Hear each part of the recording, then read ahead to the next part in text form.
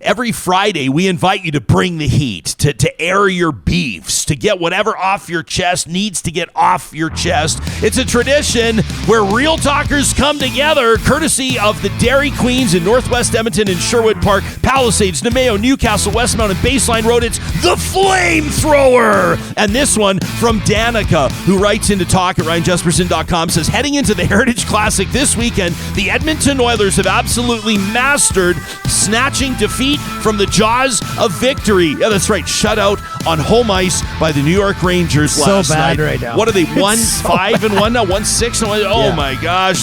So anyway, Danica says season after season, it's almost impressive how they can have such incredible talent. Connor McDavid, Leon Draisaitl, and still find innovative ways to lose. It's like having a gold mine and coming out with a handful of dirt every single time. Oilers fans must have the patience of saints because let's be real, supporting this team is like signing up for a roller coaster of disappointment. I like that, Danica. Says maybe they should change their team motto to "We promise nothing but heartache and shattered dreams." Come on, Oilers. It's time to stop being the NHL's favorite punchline and start winning games. That from Danica. Nice one. This one from Lindsey, who says, okay, Halloween is upon us. It is, just a few sleeps away. Says the one night a year when dressing up as a sexy version of anything seems to be the norm. When did it become the rule that every costume had to be transformed into a skimpy, barely recognizable version of itself? Lindsey says, I know someone who dressed up as sexy pizza.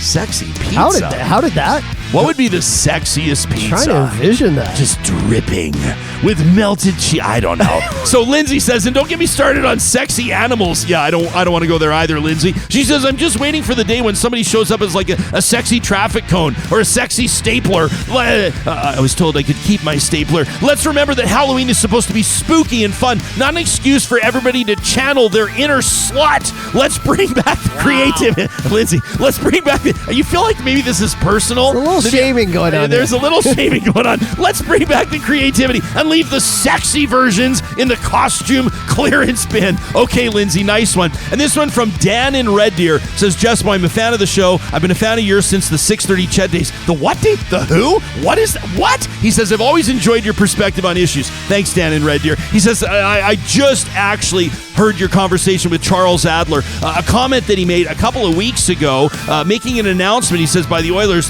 He says, talking about, their support for Israel. The Oilers stand with Israel. And Adler said, and he did, that it's basically painting a target on the Jewish community's back.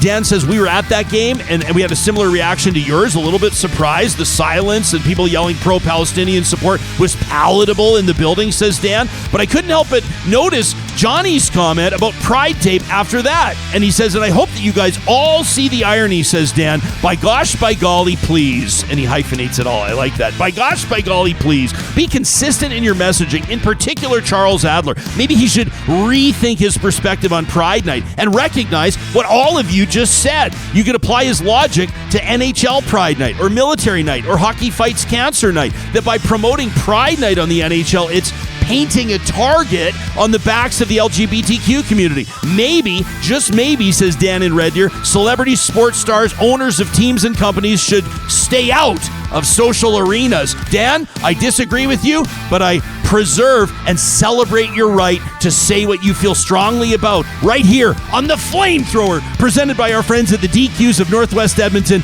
and Sherwood Park. Coming up next week, on Monday, we've got a huge announcement. We're producing a new show, and if you love watching and talking about politics, I think you're going to love this one. That's coming up on Monday. On Tuesday, we're going to get into some of the stories that are making news, but in particular, we're catching up with Jen, the founder of Harvest Hills Cares Calgary. Remember, she had to bail on Wednesday because she was helping out a homeless gal who was going into labor in the hospital. Expect more powerful testimony about what poverty is doing to people's lives and how they're finding pathways out of it. And then we expect it's going to be Wednesday morning as session is kicking off next week. Premier Danielle Smith will be joining me right here on Real Talk. You have a question for her, you know where to find us. Thanks for supporting what we do here. Thanks for hitting us up on Patreon, subscribing to our YouTube, and most importantly, telling your friends about everything you're hearing right here on Real Talk. Have a great weekend.